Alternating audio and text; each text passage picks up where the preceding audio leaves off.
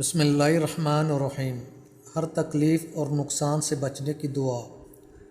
حضرت عثمان رضی اللہ تعالیٰ عنہ فرماتے ہیں کہ رسول اللہ صلی اللہ علیہ وآلہ وسلم نے فرمایا، جو شخص صبح و شام تین دفعہ یہ کلمات پڑھ لیا کرے، اسے کوئی چیز نقصان نہیں پہنچائے گی، نہ ہی اس پر کوئی ناگہانی آفت آئے گی۔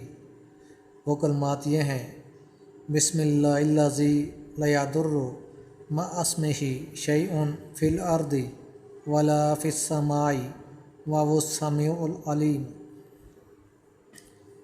اس اللہ کے نام کے ساتھ جس کے نام کی برکت سے کوئی چیز نقصان نہیں پہنچا سکتی، زمین کی ہو یا آسمانوں کی، اور وہ خوب سننے والا اور جاننے والا ہے۔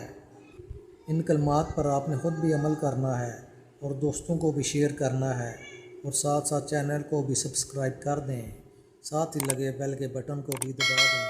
جزاک اللہ۔